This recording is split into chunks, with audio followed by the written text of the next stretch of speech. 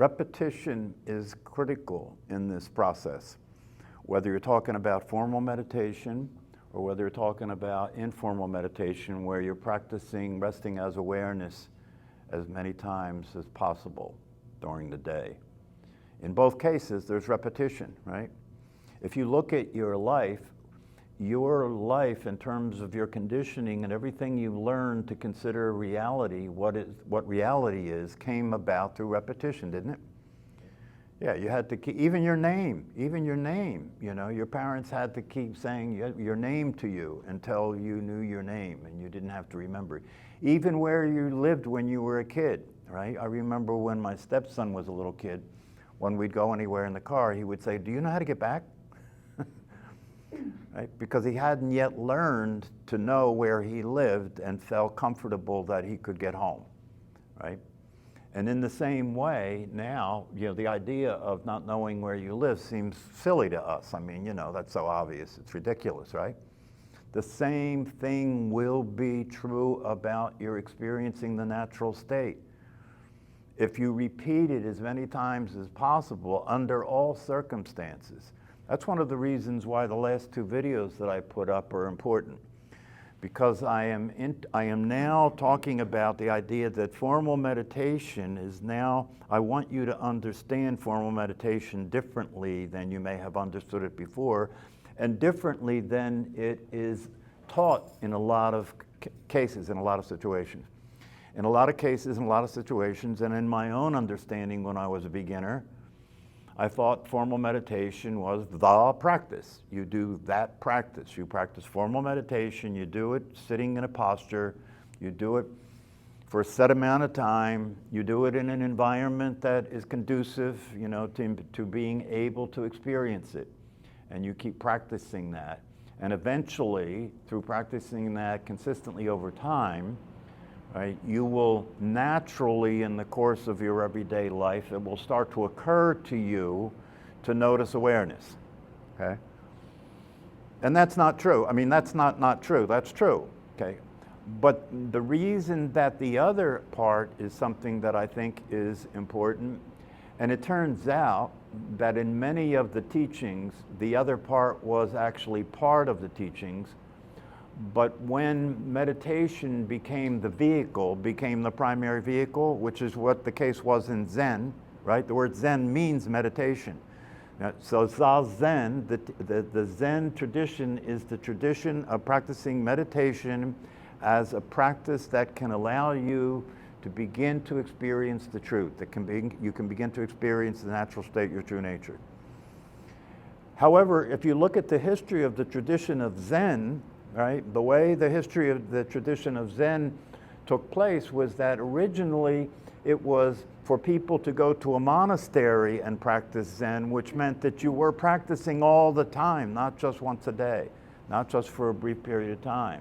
You were doing a lot of retreats, right? In Zen monasteries, they would do periods of retreat a lot of times, you know, at least 4 or 5 times a year to do week-long retreats. Sometimes month-long retreats, sometimes 90-day retreats, very common in monasteries, right? So they were applying the principle of doing this as often as you can, as many times as you can. In fact, even if you go to a Zen retreat now, if you understand what you're doing, you're not just practicing meditation in the Zendo, you're not just practicing meditation formally in the Zendo. If you understand what you're doing, you're practicing meditation the entire time. When you're eating, right? When you're eating, when you're working, right? The entire time you're asked to stay silent, to stay aware of being aware the entire time, okay? So in the tradition of Zen, that was the way it was, right? And in the tradition, in many of the traditions in the past, the teachings were to practice as many times as possible under all circumstances. That's what Nisargadatta said that his guru told him to do. Just stay with the I am. Just stay with the I am. The I am was another way of saying stay with the awareness. Just keep staying with the awareness, stay with the I am. And then his guru died. But he believed his guru and he accepted that instruction, and that's what he did, and 2 years later he was awake. That's his story. That's what he claimed to be so. Ramana Maharshi, on the other hand, was terrified of death, right? His father had died. It was the first experience of somebody dying close to him, and he was terrified of dying. So it occurred to him, and this is interesting, and so I highly recommend that you allow this to occur to you. It occurred to him that he was going to die. Most of us don't face that, do we? You know, most of us deny it. Most of us keep it out of our mind, keep paying attention to life, don't think about death, don't think about negative things. Right? That's a mistake. That's a mistake, because part of life is death. Death is just as true as everything else is true. And if you eliminate it, you can't experience the truth, because death is part of the truth. Right? And what Ramana Maharshi did is, when it terrified him to die, the idea of dying terrified him. So what he did is he lied down on the floor, and he started to try and pretend that he was dying, tried to stop, started to stop breathing as much as he could, very shallow breath, made his body stiff like rigor mortis, and then was trying to imagine, what happens now? When this body dies, what happens to me? What happens now? And he was so sincere about it. He really wanted to know what happened when the body died, right? And because of his sincerity, and because he was so accurately mimicking the experience of dying, that he actually woke up and experienced his natural state, experienced his true nature. And for him, he had no understanding of that. And the experience of it was the relief was so intense, right? And the experience of it was so fulfilling that he left home, went to a local temple, took whatever money he had, threw it away, threw his clothes away, and went and sat in one of the basements of the temple and meditated all day long, until they had to pull him out of there because bugs were eating his body. And it didn't matter to him. He was experiencing a state of absorption that was beyond the physical body, right? And then gradually over time, in the beginning, when people asked him to teach them, he didn't speak. He just sat there. He just sat there. And the reason he sat there is because he knew that silence was the most powerful teacher. He knew, there's no words I can use to tell you this. I can't talk to you about this. Okay, but if you sit with me, I'm in this experience. If you sit with me in silence, and you be silent with yourself, right, and allow yourself to notice that which is never not there. And some people did have an experience of awakening with him just by sitting in his presence, right? But then there were other people that didn't have that experience. The majority of people didn't have that experience, and so eventually they started to say, could you please talk to us about this? And so eventually he started to talk, but when he started to talk, what he said is that, I'll give you something that you can do. What you can do is practice this practice that I call self-inquiry. I'm going to give you a practice called self-inquiry. And the purpose of the practice is to simply ask the question, who am I? Or what am I? Simply ask that question and then sit with that. Just sit in the question, who am I? And don't give up the process. Just stay in the question, who am I? And that was really an amazing way of teaching, because when people did that, right? The only possible answer that could be arrived at if you did it the way he said to do it was, I don't know. It's the only possible answer, is I don't know. But that answer is the answer. Right? Because what you are can only be experienced. It can't be spoken, right? Can't be spoken. And that experience of the awareness that is the experience of your true nature that can't be spoken was talked about in many other ways. There's another teacher, my Zen teacher over in Germany, his teacher called it don't know mind. Don't know mind. When there's no thought and awareness is still there, you could call that don't know mind, right? You don't know. You can't speak about anything you don't know in terms of knowing things the way you typically know things, through concepts, right? Through understanding and concepts. But even though you don't know in that way, you are aware of awareness, and the awareness that you are aware of has wisdom. And wisdom is not knowledge. Yeah? Wisdom is all possible information.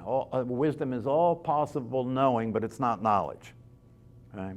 And so one of the things that we have come to understand, and now with neuroscience, right, you got to understand, there was no neuroscience then, right? When the Buddha was alive and when these people were alive, there was no neuroscience, right? So they had to depend on their experience. They had nothing to verify or validate their experience. Now we have neuroscience that validates the experience. The science that we have in neuroscience now says, yes, it is the case. Yes, it is the case that when you practice sitting still and being silent, and especially when you go into this experience of being, when you go into this experience of well-being or being, or when you go into this experience of awareness itself, the brain waves change dramatically. The brain waves change dramatically. And if you do this with repetition, if you do this over and over again in time, right, the brain changes profoundly. The brain actually changes. So the brain is the center of operation for the human being, is it not? It's the center of operation, right? So that's where the conditioning exists. Everything that you have learned about the world and about life and about your body and about your identity is in the brain, right? That's the conditioning. That's the data in the brain, right? And so by practicing moving away from that over and over again for years and years, the brain then begins to reorganize itself to a new identity. It unlearns what it learned and relearns a new identity. It relearns a new reality from the reality that it existed before. And when it relearns that new reality, the way you see the world and the way you see yourself and the way you see other people changes dramatically. Changes dramatically. So everything is the same and everything's different. Everything is the same, but your perception of it is dramatically different than it was because your brain has changed dramatically, and your brain is determining how you're interpreting everything, isn't it? Yeah, you're interpreting everything based on your past experience, aren't you? But now, through practicing meditation, your brain is learning to be present, your brain is learning to use presence and awareness as a way of seeing what's actually happening instead of depending on your memory. That's dramatic. That's very dramatic. You can still have the memory and know about the memory, but you understand how limited it is in terms of using that as a way of living your life. Yeah, because the way the brain uses the memory to live your life is it's comparing what's happening now to what happened in the past and trying to make the best guess. Do you understand that? It's comparing what's happening now to what happened in the past and trying to make the best guess that this is similar enough to that if I behave the way I did then, it'll work. Now, obviously, it doesn't take a lot to see that that's a very dysfunctional situation, right?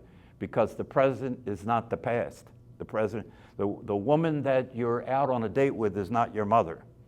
But the brain doesn't know that. It's true. From a psychological standpoint, we know that if you're working with a married couple, and you're doing therapy with them, right? Part of the psychologist's understanding is that the biggest effect and the biggest copying or the biggest model that a man has is his parents. And usually it's the mother, right? And so when that man meets a woman, right, he's looking through the glasses of his mother. He's seeing his mother. When I was younger, right, I had no attraction to blonde-haired, blue-eyed women. Just, you know what I mean? Just didn't turn me on. I was attracted to women that had brown hair and brown eyes or black hair and whatever. But nobody with blue hair and blue eyes. I didn't have any understanding why that was the case, right? But I also hated my mother. And she had blonde hair and blue eyes. I never put that together, right? And then as I got older and I worked out a lot of stuff with my mother and I was able to get into a different place with her and I was able to experience loving my mother, I fell in love with a blonde hair, blue eyed woman. That's how it works. That's how it works. So you're not free. You're not free. You can only do what the brain allows you to do, and the brain only allows you to do what is consistent with what it has in its memory from the past, and that's very limited. It's very limited, right? So this is not a very effective way to live your life, right? And that's why, through practicing meditation, by moving away from thinking and moving away from depending on the memory and everything, and discovering the reality of presence, discovering that you can actually be here and see what's happening here freshly as it is, not like it's your mother, right? Not like it's the past, but like it is right now. That means that you will be a lot more able to respond to it effectively and realistically, right? So your behavior changes through practicing meditation and waking up and becoming able to experience how the world occurs to you as awareness instead of how the world occurs to you as a person. How the world occurs to you as awareness instead of how the world occurs to you as a memory that you're trying to map on to what's happening now. Right? It's not hard to see that this is a very profoundly different way of experiencing yourself in your life. Right? And as you come into it, you know, once you see the truth, once you have that experience, what they call kensho in Zen, once you see it, and this is critical, it's very important to understand that you have to have the experience of seeing the truth. You have to have the experience of what they call waking up. It's not a good way to talk about it because the awareness that is your true nature is already awake and it's already there. So there's really no waking up. We say waking up because we're saying that the person wakes up, that the personality wakes up. But the personality can't wake up because the personality doesn't exist. Right? Personality is nothing but a memory bank. The personality is nothing but a conditioned reality that's occurring in the brain. So we call that waking up.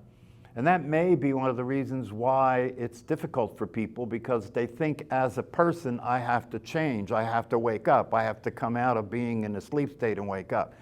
But that's not an accurate description of what happens, and that's why it may cause confusion and cause difficulty for some people, because it's easier than that. You don't have to do anything to wake up. You're already awake. All you have to do is start seeing the personality running and noticing that the personality runs as a thought process in your head, right? And that thought process brings up emotions that have to do with survival. You get angry, you get afraid, and this is all automatic, it's mechanical. You know yourself, when you have gotten enraged, right, you become a machine. There is no awareness there to stop you. You become a machine. You become a destruction machine, or you become an escape machine. You either run or fight, right? And then only when you calm down later, when you can look back at it and you can see, oh shit, I was gone, right? That's a horrible thing. I worked for 32 years in prisons, and I worked with a lot of people, but for 5 minutes they lost it, and it cost them the rest of their freedom for the rest of their life, for 5 minutes. And they will readily admit, I didn't even know what I was doing. And the next thing I know, I murdered somebody, right? That actually happens. I worked in prison for 32 years. I never met somebody that murdered somebody that had the intention to do it. That was never what they were trying to do when they did what they did, right? So, and there they are for the rest of their life. But even there, Candace O'Denver was mentioning in one of her videos the other day, and I found it to be true myself, right, when I worked in prison. When you teach those guys, I worked with guys as a psychologist on death row, waiting for execution, right? I don't think anything can get any worse for anybody, right? Waiting for execution, right? I worked with guys on death row waiting for execution, gave them the ability to start to see into the truth about their nature, right? And they started to experience a state of freedom. A state of freedom and a state of well-being under maybe the worst circumstances you could imagine. Well, there's probably worse circumstances, but, under bad circumstances, right? They were experiencing being happy, satisfied, content, relaxed, And that's available to all of us all the time. It's easier for somebody in prison because they know what they're dealing with. If you start to talk to them about the possibility of being happy, relaxed, and content and experience being free in prison, their ears go up. Their ears go up, right? Because if that's possible, I want to know about that, right? So they're desperate to hear anything like that, right? But the people that are walking around on the street, that have all these distractions, and they can keep playing the games they're playing, the mind games they're playing and everything, for them, their motivation isn't that high. It's not as high as somebody in prison that's under those conditions. And yet, people walking around in public are more in prison than people who are behind a 30-foot wall with guards. They're more in prison than people behind the wall with guards. Why? Because they think they're free. And they're not free. They're in prison. The prison that most people are living in is their mind. Their mind. And it's a very little cell. It's a very small prison, right? It's a very small prison, right? And it's a very lonely prison, right? And it's a very desperate prison, right? And it doesn't appear, when you're living in that condition, it doesn't appear that there's any way out of it, right? So most human beings are making the best of it, aren't they? Yeah. I know I'm going to die, but I'm not going to think about that. I'm going to focus on making the best of the situation. I'm going to focus on getting as much money as I can. I'm going to focus on having my life be as convenient as possible. I'm going to focus on having my life be as comfortable as possible. And I'm going to convince myself that I'm okay, even though I don't feel like it. And I'm going to get everybody else to agree that I'm okay. I'm going to get everybody else to agree that I'm wonderful and want to be like me, right? But at night when I put my head on the pillow, I cry. That's the way people are living their lives. It's a horrible thing. It's a horrible reality, right? And yet the opportunity to come out of that and experience freedom and well-being is available all the time. All the time. And it doesn't matter who you are. It doesn't matter how old you are. It doesn't matter what situation you're in. It doesn't matter what the circumstances are at all. Because if you experience your true nature under all circumstances, under all conditions, no matter what emotions are playing, no matter what's happening in the mind, no matter what's happening in the body, no matter what's happening in the world around you, right, you have available to you a state of well-being. I mean, how could there be anything more wonderful to discover as a human being?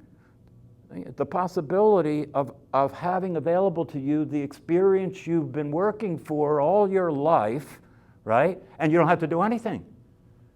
You don't have to do anything. You don't have to change. You don't have to do anything. All you have to do is notice that there is an experience of awareness that's there, that's always been there, that's never changed. And all you have to do is relax and fall into it. Just relax and fall into it. It's not a male or a female. It's not physical. It doesn't exist in time. It's only in the present moment. It doesn't need anything.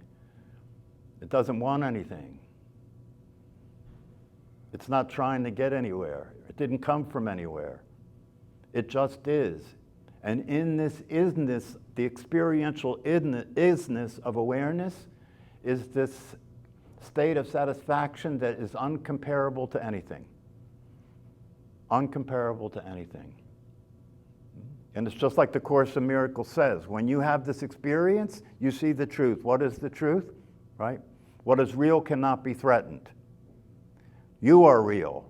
And when you experience yourself as what is real, you cannot be threatened. Right? That's a hell of a good experience, right? And what is unreal doesn't exist, like your personality. That's the summary statement of the Course in Miracles. The whole Course in Miracles is designed to get you to understand that you have swallowed the wrong pill. Right? And you need to go through an atonement process. The atonement process means that you undo what was done, the doing of which put you into a condition where there's going to be suffering, and a condition that is unrealistic, and a condition that can never provide for you a sense of well-being. It will never happen. I don't care what you do. And because most human beings can experience brief moments of satisfaction or what they call happiness, which is really gratification, right? Because people can experience brief moments of that, they think the possibility exists for them as a personality. But if you pay attention, even people who have had those great moments, people who've won the Super Bowl, people who win the World Series, people who make the $1 billion, right?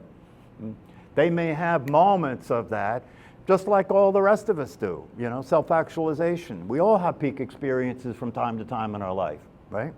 Most people don't know what to make of it, you know, or they think it was something that happened from God, right? Something happened from God. Or they think it's only available if you have enough money, or whatever the case may be, right? So they go from one peak, they go from having one what they call happy experience, and they work hard to try and get to another one.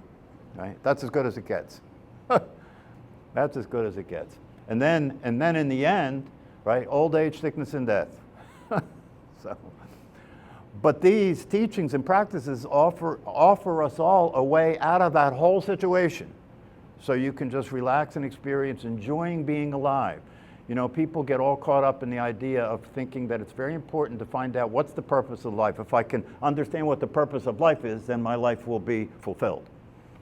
The purpose of life is so obvious that anybody that gets too philosophical will readily miss it.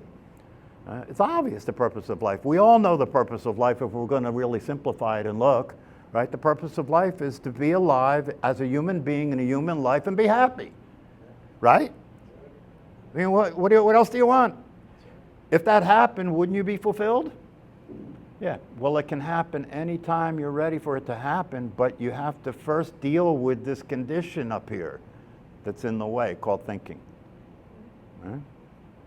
So I encourage you to not only practice meditation every single day and keep listening to the teaching and deepen your understanding, but include now this other possibility of experiencing resting as awareness as many times as you can under all circumstances.